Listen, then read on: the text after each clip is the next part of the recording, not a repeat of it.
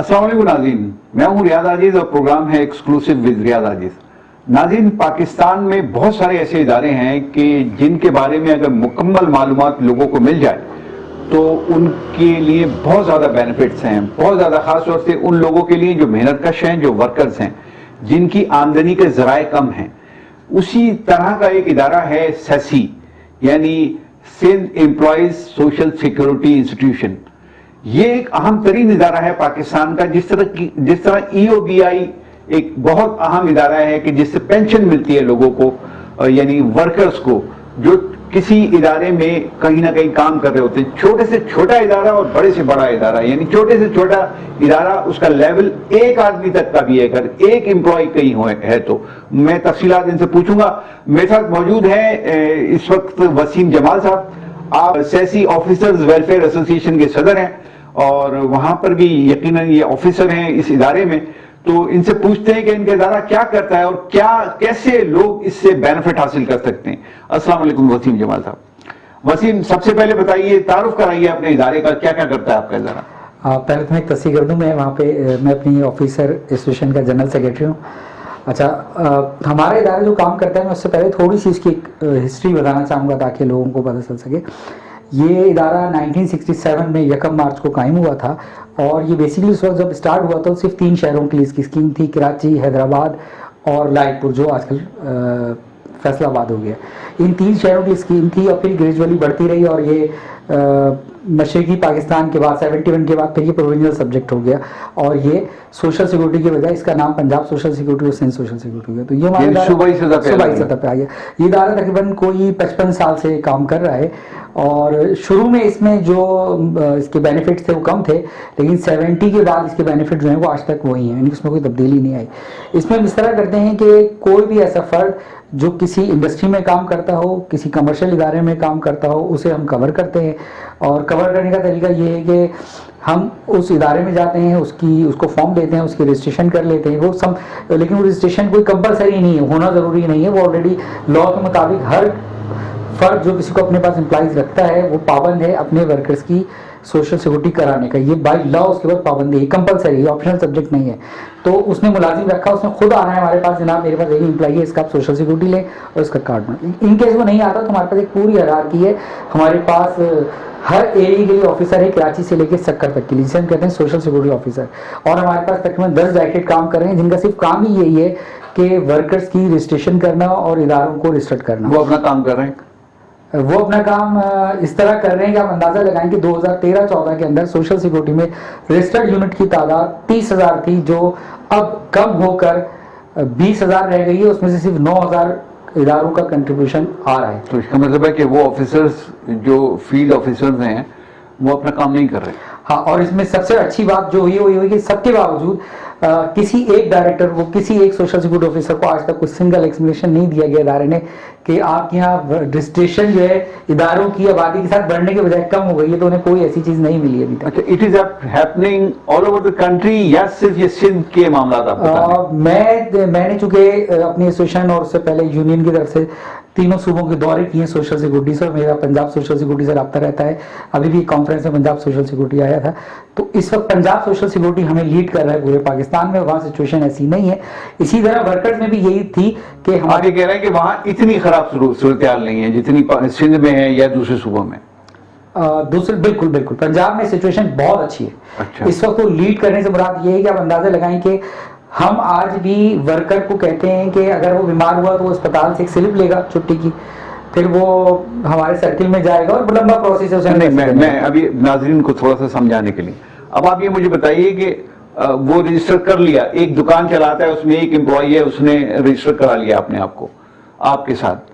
अब पहली बात तो ये कि उसको देना क्या होगा या उसके मालिक को देना क्या होगा, दूसरी बात ये कि उसको बेनिफिट क्या मिलेंगे, उसके वर्कर को बेनिफिट क्या मिलेंगे। ठीक, हाँ, हम इस तरफ पहले आ जाते हैं कि इसके बेनिफिट्स क्या हैं।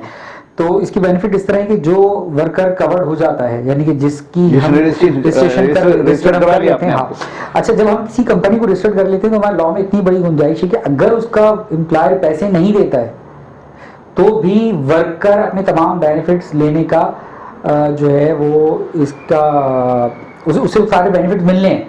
कानूनन हम उसके बेनिफिट इसलिए नहीं रोकेंगे कि उसका एम्प्लॉयर पैसे नहीं दे रहा, क्योंकि ये तो हमारी जिम्मेदारी लेना। Once he is registered you will not deny him for any benefits. Yes, हम अगर कोई benefit अगर अगर उसको उसका एम्प्लॉयर जो है, जो एक ही दुकान पे काम कर रहा है, वो एक ही आदमी है और एम्प्लॉयर पैसे नहीं जमा करा रहा, तो आप एक दफा उसने रजिस्टर करा लिया अपने आप को, तो आप उसको कंटिन्यू रखेंगे इस बात के लिए कि यार ये चूंकि एम्प्लॉय है और रजिस्टर हो गया है हमारे पास, तो हम इसको जो भी बेनिफिट्स हैं आपके वो आप उसको कंटिन्यू देते रहेंगे। और उसके पीछे और कब तक देंगे?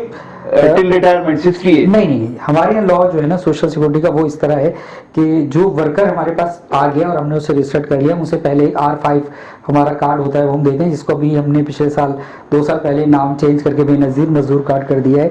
वो बेसिकली पिछले 53 साल सोशल सिक्योरिटी कार्ड था, तो वो हम सोशल सिक्योरिटी कार्ड उसे देते थे, जो बेनजीर मजदूर कार्ड उसे देते हैं। उसके अगेंस्ट वो इंटाइटल हो जाता है कि उसकी बीमारी, उसकी अगर इन केस कोई डेथ हो जाएगी या इंजरी हो, इन तीनों सूरतों में वो हमारे पास कवर्ड है। अगर उसकी डेथ हो जाती है तो फिर हम उसे पेंशन देंगे, अगर उसके अलावा इनको उसके अलावा इनको हम पेंशन देंगे। और जब वो रजिस्टर्ड हो जाता है तो उसकी तमाम मेडिकल की फैसिलिटीज इदारे की जिम्मेदारी है, उसके अहले खाना यानी बीवी बच्चों की, और हत्ता के उसके वालिदैन का भी इलाज मुआवजा। मेडिकल में क्या क्या कवर करते हैं? मेडिकल में हम तमाम ट्रीटमेंट करते हैं, यानी कि इस तरह भी कि हमने बोन मैरो तक कराएं जो तकरीबन कोई 3 मिलियन तक की गए। इसमें कोई वो नहीं है, कोई मतलब उसकी लिमिट नहीं है मतलब। और माजी में 2007-8 में तो हमने उस जमाने में 70 लाख रुपए तक इलाज के लिए मजदूरों को दिए स्पेशल केस के तौर पे, और पाकिस्तान से बाहर भी इलाज के लिए लोगों को भेजा। तो इसमें इलाज की कोई कैद नहीं है, अगर हमारे यहाँ ट्रीटमेंट नहीं होता है तो फिर हम उसे बाहर किसी अब क्या जी, मैं नाज़रीन को जरा क्लियर कर दूं, एक आदमी, अच्छा रजिस्ट्रेशन फीस कितनी है आपकी? 1500 रुपए। नहीं, इसका तरीकेकार ये है कि जो मुलाजिम उसके पास है उसको उसने मिनिमम वेज तो देनी है, ये तो लॉ है कि वो मिनिमम वेज देगा, उस मिनिमम वेज का 6% वो हमें देता है। अच्छा, मिनिमम वेज का मिनिमम वेज जो है हमारे पास 25,000 चल रही है, तो उसका 1500 रुपए हमारे पास एक आदमी का कंट्रीब्यूशन है। अब यहाँ बात मैं थोड़ा सा नाज़रीन को समझा दूं कि एक आदमी ने मिसाल के तौर पे 1500 रुपए बने, 1500 रुपए एक दफा जमा करा दिए, यानी उसके एम्प्लॉयर ने जमा करा दिए। अब वो रजिस्टर्ड है आपके पास, अब उसके साथ कोई मसला होता है, यानी उसको मेडिकल का इशू आता है, तो वो हॉस्पिटलाइज होता है, हॉस्पिटल भी है यकीन सेसी का, तो वहां पर वो जितने दिन भी रहे वो सरकारी मेहमान है, यानी आपका वो पेशेंट है और आप उसको ट्रीट करेंगे। सेकंड, अगर कोई इंजरी हो जाती है तो इंजरी में क्या बेनिफिट्स हैं आपके? हाँ देखें, इंजरी में बेनिफिट ये है कि इंजरी 2 तरह की होती है। एक इंजरी वो है कि अगर उसकी वो कुछ अरसे के लिए है तो हम उसे 1 साल तक, मतलब ऐसा उसका एक्सीडेंट हुआ तो हम 1 साल तक उसे तनख्वाह देंगे, जो सोशल सिक्योरिटी देगा, जो उसकी लास्ट शो की थी एम्प्लॉयर ने तनख्वाह कि मेरी 22,000 ले रहा है, 25,000 ले रहा है, वो हम उसे 1 साल तक देंगे अगर वो फिट हो जाता है तो। लेकिन उसकी इंजरी 1 साल से ऊपर जाती है तो फिर हम मेडिकल बोर्ड करते हैं और फिर उसको हम एक मुआवजा दे देते हैं। अच्छा, ये 2 चीजें हो गई। अब तीसरी चीज, अगर डेथ हो जाती है तो क्या बेनिफिट? डेथ हो जाती है तो जो उसकी लास्ट सैलरी उसने ड्रॉप की थी उसका हमारा एक पेंशन का फार्मूला होता है, जो कम से कम 13 से 14,000 रुपए इस वक्त एक वर्कर का बनता है, वो हम उसकी बेवा को देते हैं। और अगर उसकी यानी कि शादीशुदा नहीं है तो उसके मतलब वो पेंशन उसको मिलती रहेगी उसकी बेवा को। वो उसकी बेवा को उसकी जिंदगी भर मिलेगी, और उसके बाद उसकी अगर बेटियां हैं और वो शादी नहीं करती हैं तो फिर वो उनको शिफ्ट हो जाती है। जब वो बच्चे शादी कर लेती हैं तो फिर वो खत्म। वो जो सरकारी पेंशन का उसूल है वो बिल्कुल वही फर्क होता है। अच्छा, तो इसमें तो बहुत बड़ा बेनिफिट है ना ये उन लोगों के लिए जिसने सिर्फ एक दफा वो रजिस्ट्रेशन करा के पैसे जमा कराए और सारी जिंदगी के लिए वो आपके लिए इंटाइटल हो गया। इसमें थोड़ी टेक्निकल मैं आपको वजाहत करता हूँ। इसमें इस तरह है कि इस कानून में थोड़ी सी कमी भी है जिसको आगे जाके हमें सही करने की जरूरत है। अब वो वर्कर जब तक किसी जैसे गुल अहमद या अलकरम में किसी भी कंपनी में एक आदमी काम कर रहा है तो जब तक उस कंपनी में मुलाजमत कर रहा है उसका हर महीने हमारे पास वो कंट्रीब्यूशन आता रहेगा, ठीक है ना? हर महीने से तनख्वाह मिलेगी, उसका 6% हमारे पास ऑटो पे आता रहेगा, लेकिन जैसे ही डिडक्शन हो जाएगा उसकी तनख्वाह से और वो पैसा आता है, वो ऑटोमेटिकली ऐसी होता है कि उसकी सैलरी। इसमें आजिर का कितना है, अजीर का कितना है? इसमें जो है सारा का सारा आजिर का है, एम्प्लॉयर का कोई कंट्रीब्यूशन नहीं, वर्कर का कोई कंट्रीब्यूशन नहीं। तो आप कह रहे हैं ना 6% ऑफ द सैलरी। हाँ, 6% ऑफ द सैलरी मतलब जो एम्प्लॉयर है उसको देना है, उसने देना है। अच्छा। जो उसने ड्रॉ की, मतलब कभी मतलब उसका डिडक्शन नहीं है, उसका डिडक्शन 1% भी नहीं, कुछ भी नहीं। ये सारा एम्प्लॉयर की जिम्मेदारी है। इसलिए है कि एक एम्प्लॉयर की जिम्मेदारी है कि उसके पास कोई मेहनत कश कर रहा है, मेहनत कश काम करता है तो उसको सोशल प्रोटेक्शन फराहम करना, यानी समाजी तहफ़्फ़ुज़ देना, उसकी सोशल इंश्योरेंस की जिम्मेदारी मालिक की। ये जिम्मेदारी हुकूमत ने अपने जिम्मे ले ली कि हम इसको मैनेज करेंगे। करेंगे? देखें, अगर कोई हादसा हो जाता है तो उस मजदूर को प्राइवेट इंश्योरेंस तो नहीं होगी। तो गवर्नमेंट ने ये सारा निजाम जो है हम आईएलओ के तहत चला रहे हैं। आईएलओ का एक कन्वेंशन है जिसे पाकिस्तान समेत 158 ममालिक ने साइन किया हुआ है, तो उसके तहत ये सारे ममालिक पाबंद हैं कि उन्होंने अपने अपने ममालिक में मेहनत कशों को सोशल सिक्योरिटी प्रोवाइड करनी है। तो ये इंटरनेशनल बाइंडिंग्स भी है हमारे लिए। अच्छा, इसमें जो मैं अगर आपसे पूछ सकूं कि रजिस्ट्रेशन के लिए आपने मुझे बताया कि अगर एक दुकान है, दुकान में एक एम्प्लॉय काम करता है तो उसको भी वो रजिस्टर करा सकते हैं। अब मिसाल के तौर पे कोई दुकान में भी काम नहीं करता और वो इतना बड़ा काम भी नहीं करता, खुद सेल्फ एम्प्लॉयड है वो, यानी कोई छोटा मोटा खुद काम कर रहा होता है, कोई वो बर्गर लगा रहा है, कोई कुछ कर रहा है, क्या वो रजिस्टर हो सकता है? बिल्कुल। अच्छा, ये काफी अरसे से ये इशू रहा सोशल सिक्योरिटी आने के बाद कि जो लोग सेल्फ एम्प्लॉयमेंट हैं, अपना खुद काम करते हैं, उनको रजिस्ट्रेशन होना चाहिए। इसके लिए मुख्तलिफ फेडरेशन ने काफ़ी काम किया। इसमें ख़ास तौर पर मैं जिक्र करूँगा नासिर मंसूर का, ज़हरा खान का। उन्होंने इस पर वर्किंग की कि सोशल सिक्योरिटी कवरेज जो है फॉर ऑल होनी चाहिए, हर आदमी को मिलनी चाहिए। तो अगस्त 2021 में इस कानून में सोशल सिक्योरिटी एक्ट में अमेंडमेंट आई है और उसके बाद अब हर वो शख्स जो सेल्फ काम करता है, यानी कि वो आकर अपने आप को खुद से रजिस्टर करा सकता है, चाहे वो गाड़ी चलाता है, रिक्शा चलाता है या कोई कारोबार करता है, उसके लिए कोई बॉन्डिंग नहीं। इसी तरह इसमें एक और करा सकता है। इसी तरह 2 साल पहले कानून आ गया, ये अगस्त 2021 में ये कानून बन गया, यानी आप सेसी का हिस्सा है ये कानून। बिल्कुल। अच्छा, उसके बाद रजिस्ट्रेशन कितनी हुई है? अभी तक एक रजिस्ट्रेशन भी हमने नहीं की। तो पब्लिसिटी नहीं करते हैं ना आप लोग?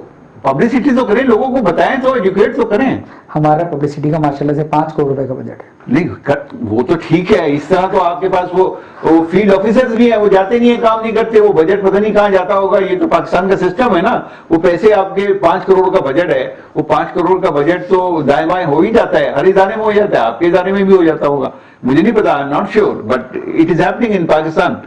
तो ये लोगों को पता ही नहीं, तो कैसे लोग रजिस्टर कराएंगे? आप देखें ना, 2 साल में आप कह रहे हैं एक आदमी भी रजिस्टर नहीं हुआ, बल्कि इससे बेसिक काम ही नहीं हो सका कोई। हसूलन तो हमें पहले आप जो बात कर रहे हैं ऐसे ही है कि हमने इसकी पब्लिक अवेयरनेस करनी थी और इसके ऊपर काम करना था, तो हम कर सकते थे रजिस्टर, लेकिन हमने नहीं किया। जैसे मैं आपको एग्जांपल दूं कि सिंपल सा, अगर हम उबर करीम में काम करने वालों को चाहे तो ये ऑर्गेनाइज डेटा है। अगर मैं आज करीम या उबर के पास जाऊं, क्योंकि वो एम्प्लॉय उसका वर्कर नहीं है उस तरह डायरेक्टली, वो अपनी गाड़ी लेता है और काम करता है, जिस दिन चाहता है उसको डिस्कनेक्ट कर दे, तो बेसिकली वो एम्प्लॉय की डेफिनेशन में नहीं आता जो ये लोग अपना काम कर रहे हैं इस वक्त। तो ये बहुत सेल्फ एम्प्लॉयड, हाँ सेल्फ एम्प्लॉयड है, आप अपना काम करना वो कहीं डायरेक्टली एम्प्लॉयमेंट नहीं है ये, लेकिन वो सेल्फ एम्प्लॉयड है और वो इंटाइटल है रजिस्टर। इस वक्त शहर में मेरे ख्याल से 40,000 लोग ऐसे हैं जो करीम, उबर और इसी तरह ज्यादा होंगे, मोटरसाइकिलों पर, गाड़ी, बाइक वगैरह जो चला, ये तो वो हैं जो कि हम वन शॉट रिसेट कर सकते हैं। हाँ। इसमें सिर्फ विल की कोशिश की जरूरत है जो हमने नहीं की। इसी तरह होम बेस वर्कर, मतलब घरों में काम करने वाले मुलाजमीन के लिए भी हमने अमेंडमेंट की, सिंध गवर्नमेंट ने की। तो उस पे भी ये है कि अगर घर में काम करने वाले आप किसी खातून को, मुलाजमा को रजिस्टर करना चाहें, जैसे आप ड्राइवर रखते हैं, माली रखते हैं, उसको आप जाके रजिस्टर करा सकते हैं। अब 2021 के बाद से लॉ का हिस्सा। अच्छा, ये बड़ी अच्छी। अच्छा, मैं आपको इसमें कुछ बेनिफिट बताना चाहूंगा इस प्रोग्राम से, ताकि लोगों को पता चले। एक तो हम इसकी मेडिकल कवरेज करते हैं कि जिसका कार्ड बन गया अब उसको मेडिकल मिलेगा। उसकी इसमें सबसे ज्यादा केसेस जो हमारे पास आमतौर पे आते हैं वो मैटरनिटी के आते हैं और दीगर मामला होते हैं। प्लस इसके हमारे पास तकरीबन 9 से 11 मुख्तलिफ नौइयत के कैश बेनिफिट्स भी हैं जो हम मेडिकल के अलावा कवर करते हैं और हम देते हैं। वो जरूर बताइए। अच्छा, उसमें ऐसा है कि जैसे खातून वर्कर है और वो हमारे पास रजिस्टर्ड है और ड्यूरिंग दी डिलीवरी उसे हम तकरीबन 6 हफ्तों की तनख्वाह देते हैं, बिफोर और आफ्टर, यानी कि जब वो नौकरी पे नहीं आएगी तो उसकी तनख्वाह सोशल सिक्योरिटी देगा। इसी तरह अगर कोई आदमी बीमार हो जाता है, वो हमारे हॉस्पिटल गया और हमारे डॉक्टर से बेड रेस्ट लिख दिया, वो बेड रेस्ट अगर 120 दिन तक का है, किसी भी नौकरी जैसे टीबी भी 4 महीने तक, तो वो आपको सैलरी सोशल सिक्योरिटी प्रोवाइड करेगा जो आप लास्ट सैलरी कर रहे थे, वो एम्प्लॉयर ने नहीं देनी। ये एम्प्लॉयर को बेनिफिट है कि उसका वर्कर अगर बीमार हो जाता है। इसमें बड़े अदब के साथ ये सवाल कर लूं, कितने उसको धक्के खाने पड़ेंगे, कितनी रिश्वतें देनी पड़ेंगी, ऑनेस्टली स्पीकिंग प्लीज? देखिए, थोड़ी बहुत तो हैं जो पाकिस्तानी निजाम में है और उसको धक्के लगते भी हैं, लेकिन एक बड़ी पॉजिटिव बात है जो है कि उसे ये कैश बेनिफिट आज भी बगैर रिश्वत के मिल रहा है। ये बड़ी बात है। नहीं, उसमें ये नहीं कहा जा रहा है कि जिस तरह बेनजीर इनकम सपोर्ट प्रोग्राम में कहा जा रहा है इतने अगर 5,000 हैं तो यार 2,000 इधर रख दो, 3,000 ले ये जाओ। सोशल सिक्योरिटी में अभी तक नहीं है, ये मैं आपको श्योर कर सकता हूँ कि इतना भी जमीर जिंदा है हमारे उस्ताद का कि वो कहते नहीं यार इसके अगर 10,000 5,000 20,000 बनते हैं, और ये उनका क्रेडिट है कि हमारे दफ्तर की सिंगल कंप्लेन कैश बेनिफिट्स में नहीं है। इसी तरह हम इस वक्त तकरीबन कोई 6 से 8,000 लोगों को पेंशन दे रहे हैं। अच्छा, पेंशन किस वजह से दे रहे हैं कि हमारी कवरेज यहाँ तक है कि एक मजदूर अगर अपने घर से जॉब के लिए आ रहा था या अपने कारखाने से अपने घर जा रहा था, इस दरमियान भी अगर वो हादसे का शिकार होता है तो सोशल सिक्योरिटी में कवर्ड है। ऐसे सैकड़ों लोगों को हम इस वक्त पेंशन दे रहे हैं उनके लवाहिकीन को जो आते और जाते हुए हादसे का शिकार हुए। ये बहुत बड़ी कवरेज है। अच्छा, इसी तरह अगर वो इंजरी हो जाती है और उसका हाथ कट जाता है तो फिर हम उसे अगर छोटी मोटी उसकी यानी कि उसके साथ हादसा हुआ, जैसे उंगली कट गई एक हाथ, तो हम उसे एक लमसम ग्रेजुएटी दे देते हैं। लेकिन अगर वो इस तरह हो गया कि एक हाथ ही कट गया और वो नौकरी कर रहा है तो फिर हम लाइफ टाइम उसे माजूरी पेंशन देते हैं, तो जब तक जिंदा है उसे वो मिलती रहती है। तो एक तो जॉब भी कर रहा होता है अपनी कहीं ना कहीं। ये वो सारे बेनिफिट्स हैं जो आज भी मजदूर ले रहे हैं। लेकिन सबसे बुनियादी चीज ये कि इनका रेशो जब बढ़ेगा जब हमारे पास रजिस्टर्ड वर्कर्स की तादाद अच्छा, ज्यादा अब मैं चूंकि जर्नलिस्ट हूँ भाई, जमाल भाई मुझे बताइए मेरे भाइयों के लिए यानी जर्नलिस्ट साथियों के लिए क्या ये फैसिलिटी नहीं, उनके लिए बिल्कुल है। और इसमें इस तरह हुआ कि मेरी दो आपके इसी तरह के जो साफी भाई उनसे मुलाकात हुई। एक मेरी कराची प्लेस क्लब के अहदेदारान से, मरकजी अहदेदारान से मीटिंग हुई थी। उन्होंने मुझे बुलाया था पर्सनली और मैंने उन्हें बताया कि आप अपने सहाफियों को रजिस्टर्ड करा सकते हैं सेल्फ एम्प्लॉयमेंट वाला जो कानून आ गया है 2021 में। और इसी तरह तो सेल्फ एम्प्लॉयड क्या, वो तो कहीं ना कहीं काम कर रहा होगा या नहीं कर रहा होगा? नहीं, सेल्फ एम्प्लॉयड इस तरह के चूंकि यहाँ मीडिया में एक दूसरा हमारे साथ एक प्रॉब्लम है, वहाँ सोशल सिक्योरिटी के साथ प्रॉब्लम है कि हमारा अफसर किसी भी मीडिया हाउस को रिसर्च करते हुए बहुत डरता है। वजह मालकान बहुत पावरफुल हैं। तो अब उसमें हमने हमारे पास ये रास्ता था कि अगर ऐसा हो कि वो तो रजिस्टर किसी को भी नहीं कर रहे हैं, वो माँ क्या आप ये बात कर रहे हैं? वो तो आप खुद कह रहे हैं 2 साल में एक आदमी रजिस्टर नहीं होता, आपके लोग तो काम ही नहीं कर रहे सर। नहीं, वो भी ठीक है तो, लेकिन वो इदारों को जो रजिस्टर करने की उसकी एक वजह तो थोड़ा सा प्रॉब्लम है कि एक हवा तो है मीडिया तो नहीं, मैं कानून में तो कोई कानून में ऐसा कुछ नहीं, रुकावट नहीं है कि मैं मेरा मिसाल के तौर पे मैं एक छोटा सा टेलीविजन चैनल यानी यूट्यूब चैनल चला रहा हूँ, मेरे पास 5-6 एम्प्लॉई हैं, मैं सबको आपके यहाँ रजिस्टर करा देता हूँ, तो इज इट पॉसिबल? बिल्कुल बिल्कुल पॉसिबल है। मतलब मैं इसको विलिंगली कर रहा हूँ ये काम। बिल्कुल। तो ये आप मुझसे तो नहीं डरेंगे कि यार ये आ गया तो अब ये पता नहीं क्या आप देखें इस महंगाई के दौर में मेडिकल बहुत बड़ी फैसिलिटीज है। मतलब आप और आपके अहले खाना और आपके वालिदैन, वालिदैन को अमूमन उस उम्र में शुगर और ये ब्लड प्रेशर के मर्ज होते हैं उम्र, तो ये रियायत अगर मिल जाए तो वो उसके लिए बहुत बड़ी नेमत है। एक आदमी न्यू कराची के भी आखिरी हिस्से में रहता है और वो कैसे आएगा वो मेडिकल? इसके लिए हमारे बहुत अच्छा मेरा सवाल अगर एस्टेब्लिश हो जाए, वो वहां से न्यू कराची से कहां आए आपके पास कि वो उसका इलाज हो जाए, या वो अपने इलाके में कोई फिर क्लिनिक में जाएगा, कोई दवा लेगा, इस तरह काम करेगा? अच्छा, इसके लिए सोशल सिक्योरिटी का बहुत अच्छा मेडिकल का अपना सिस्टम मौजूद है। उसमें हमारे पास 4 हॉस्पिटल्स हैं जो पूरे सिंध भर में काम कर रहे हैं, 2 कराची में, एक हमारा कोटरी में और एक हैदराबाद में। इसके अलावा हमारे पास मुख्तलिफ मेडिकल सेंटर्स हैं 10 बड़े, जहाँ हम बड़े इलाज वगैरह कर सकते हैं। और हमारी तकरीबन कुछ 42 के करीब डिस्पेंसरीज हैं जो बिल्कुल रेजिडेंशियल एरियाज में, आपको फील्ड एरिया में, नॉर्थ कराची में, शाह फैसल में, मलीर में, हर एरिया में आपको हमारी डिस्पेंसरी मिलेगी।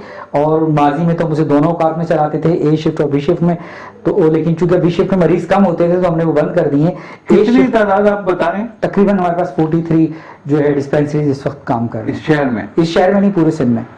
पूरे सिंध में? फॉर गॉड सेक यार, कैसे? मैं यही तो आपसे कह रहा हूँ कि एक आदमी न्यू कराची के भी आखिरी हिस्से में उसमें, अब उस वहां से वो आपके यहाँ कैसे मेडिकल फैसिलिटी, सिवाय इसके कि उसको अगर एडमिट होना है हॉस्पिटल में, दैट इज अनदर केस। और वो अगर आकर वो तो जाहिर है कि शहर के किसी इलाके में भी जाके वो हॉस्पिटल में जाएगा तो वहां उसको एडमिशन अपने घर से दूर ही मिलेगा हॉस्पिटल में, ये बात तो समझ में। लेकिन क्लिनिक कैसे?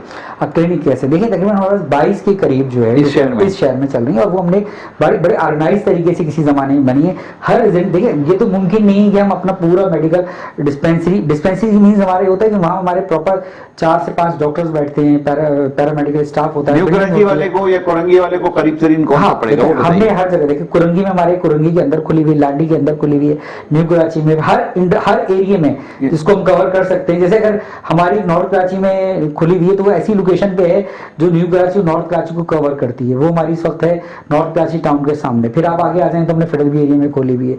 फिर हमारे पास मतलब हमने कुछ कुछ फासले से खोली हुई है, इतनी है कि वो एरिया कवर करती हैं। अच्छा, अब ये मुझे बताइए कि आपके पास रजिस्टर्ड एम्प्लॉइज कितने हैं? हमारे पास इस वक्त 50 साल बाद पूरे सिंध में जो रजिस्टर्ड वर्कर्स हैं वो तकरीबन 6.5 लाख है। 6.5 लाख। अच्छा, कराची में कितने? पूरे सिंध में 6.5 नहीं, लाख। कराची में मैं आपसे स्पेसिफिक पूछ रहा हूँ। कराची में उसमें से मेरे वैसे तो नहीं, लेकिन तकरीबन 5.5 लाख वर्कर्स सिर्फ कराची के। सिर्फ 5.5 लाख वर्कर्स कराची के, बाकी हैदराबाद, कोटरी और सक्कर। अच्छा, तो ये इतनी बड़ी तादाद में लोगों को आप बेनिफिट्स कैसे दे पाते हैं? क्या आपके पास मुसलसल जो फंड जमा हो रहा है, या you are like an insurance company? नहीं, देखिए इसमें एक तो ये है कि सारे क्योंकि आपने कहा है ना इसमें गवर्नमेंट का 1 रुपया भी नहीं है। हाँ। अभी पता नहीं आपने रिकॉर्ड पे बात की कि नहीं की, जरा बता मैं बताता हूँ। देखिए सोशल सिक्योरिटी जो है ये बेसिकली ट्राई पार्टी इदारा है, और ये ILO के तहत ही जो है सहफरीकी इदारा है, जिसमें वर्कर्स, उनका आजिर और हुकूमत। अच्छा, इसमें सारा कंट्रीब्यूशन जो है वो आजिर अदा करता है, और इसको चलाने के लिए सिंध गवर्नमेंट एक गवर्निंग बॉडी, कानून में बनी हुई गवर्निंग बॉडी होती है। उसमें 4 जो है उसके मेंबरान मजदूरों के साइड से मेहनत कशों के होते हैं, 4 नुमाइंदे यूनियन लीडर किसी भी फेडरेशन के, और वो भी फेडरेशन रजिस्टर्ड होना जरूरी है, और उसका गजट नोटिफिकेशन में निकलना जरूरी है जो फाल है। 4 वहां से होते हैं, 4 इंटायर के नुमाइंदे होते हैं, जैसे काटी के या कुरंगी एसोसिएशन के या साइट एसोसिएशन के, इसमें 4 यूनियन नुमाइंदे उनके और 2 नुमाइंदे हुकूमत के होते हैं। इस पे ये मुश्तमिल बोर्ड होता है जो पूरा इदारा चलाता है। और लेकिन इसके लिए मैं एक जुमले में इस बात को खत्म करूंगा कि शफीक गौरी मजदूर लीडर है, उन्होंने कहा कि वो इदारा है जिसपे हुकूमत का कब्जा है मेहनत कशों का इदारा है लेकिन हुकूमत का कब्जा है। तो चूंकि लेकिन प्रैक्टिकली इस पे गवर्नमेंट इसको चला रही है, उस तरह बोर्ड एक्टिव नहीं। आखिरी फैसला हुकूमत ही करती है। तो वो मतलब आप लोग जो एम्प्लॉई हैं, आपकी तनख्वाहें कहां से आती हैं? सिंध गवर्नमेंट देती है, या आप इसके जो बजट है उसमें से आपको तनख्वाहें मिलती हैं? हम इसी में से लेते हैं जो हम मजदूरों के मद में कंट्रीब्यूशन वसूल करते हैं 6 लाख मजदूरों का। यूर गवर्नमेंट एम्प्लॉय ना? हाँ, लेकिन हम कंट्रीब्यूशन में से लेते हैं। तो ये गलत नहीं है? गलत भी है, बल्कि अभी हमारे यहाँ एक इस पे वर्किंग को हुई है, और उसको कुछ फेडरेशन ने हमसे सवाल भी किया है। उन्होंने हमारे बजट को देखते हुए वर्किंग की थी, तो उन्होंने हमें ये बात बताई कि आप इस वक्त बजट का 80% तनख्वाहों में खर्च कर रहे हैं। यानी जो बजट है जो आपको एम्प्लॉइज पे खर्च करना चाहिए, यानी जो रजिस्टर्ड एम्प्लॉइज आपके पास, मजदूर फेडरेशन अपने एम्प्लॉइज पे खर्च कर रहे हैं। ये मजदूर फेडरेशन का बड़ा स्ट्रॉन्ग हमारे ऊपर। ये तो मतलब आजिरों को इस पे सबसे ज्यादा ऑब्जेक्शन होना चाहिए, वो क्यों नहीं बोलते? वो इसलिए नहीं बोलते कि वो इस हकीकत से वाकिफ नहीं। तो उनको जाके मैं बता देता हूँ किस किस को बताना है, बताइए यार। आप मुझे लिस्ट दिए, मैं एक एक को जाके पर्सनली बताऊंगा ये क्या। तो government is what the hell is government doing? देखिए इसमें एक बहुत स्ट्रांग आवाज ये आ रही है मजदूरों की तरफ से और उनके नुमाइंदों की तरफ से कि ये जो मुलाजिम हैं इनकी तनख्वाहें देना हमारी जिम्मेदारी नहीं है। इनकी तनख्वाहें देना हुकूमत की जिम्मेदारी। अगर ये ट्राइपार्ट इदारा है और ILO के तहत है जिसमें लिखा है ये सहफरीकी इदारा को, तो हुकूमत ने क्या किया? हुकूमत ने ना तो हुकूमत ने तो ये किया है कि जो हमारे इदारे में 3 अफसरान सिंध गवर्नमेंट भेजती है, commissioner, vice commissioner, medical adviser, उनकी तनख्वाह, गाड़ी, पेट्रोल भी जो है वो मजदूरों के फंड से ही दिया जाता है। अब मतलब ये एक तरीकेकार है, पिछले 55 साल से चल रहा है। तो मेहनत कशों के जो नुमाइंदे हैं उनका ये बिल्कुल एतराज है और उस बात पे बार बार जोर दे रहे हैं कि जरा इसकी तनख्वाहें जो सरकारी मुलाजमीन आप रख रहे हैं इसकी तनख्वाहें तो कम से कम सरकार दे। अच्छा, फिर एक मसला ये भी है कि ये इदारा ओवर एम्प्लॉयमेंट का भी बहुत ज्यादा शिकार है। जैसे वाटर बोर्ड है, KMC है, इस तरह यहाँ इतनी ओवर एम्प्लॉयमेंट है कि आप अंदाजा लगाएं कि हम 10 साल पहले 30,000 यूनिट हमारे पास थे जो फैक्ट्रीज और कमर्शियल इदारे थे, और हमारे पास 7.5 लाख वर्कर्स थे 2013-14 में। ये फिगर हमने हाई कोर्ट में भी सबमिट की हुई है और हमारी ऑडिटर जो एनुअल ऑडिट रिपोर्ट्स हैं उसमें भी मेंशन है। आज हम 2023 के अंदर 18 से 20,000 यूनिट्स पे आ गए हैं और हमारे पास वर्कर भी 7 लाख से 6.5 लाख पर हैं।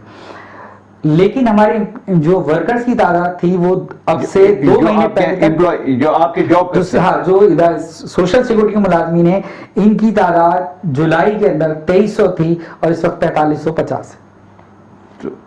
जुलाई से 3 महीनों में, 4 महीनों में? जी हाँ, जुलाई से लेकर मतलब गवर्नमेंट ने, पीपल्स पार्टी की गवर्नमेंट ने जाते जाते ये काम किया। जो जिसके ऊपर भी हाईकोर्ट का स्टे आया है, इसमें तकरीबन इतनी इंप्लायमेंट हो गई है कि हमें लगता है कि शायद आने वाले वक्त में इस पूरे बजट से हमेशा तनख्वाही मिल जाए तो बड़ी बात होगी, इलाज मुआवजा मेहनत कशों का शायद मतलब ये फिर ख्वाब दिखा रहे हैं लोगों, लोग वो पैसे आपको जमा कराएं, आप उसमें से अपनी तनख्वाही ले लें और वो लोगों को कहते हैं कि इसका एक हल है कि चूंकि ये ट्राइपार्ट इदारा है तो इसकी तनख्वाह कम से कम हुकूमत को देना चाहिए, तो ये हमें एजीसन से तनख्वाह दे दें तो सारा फंड बच सकता है।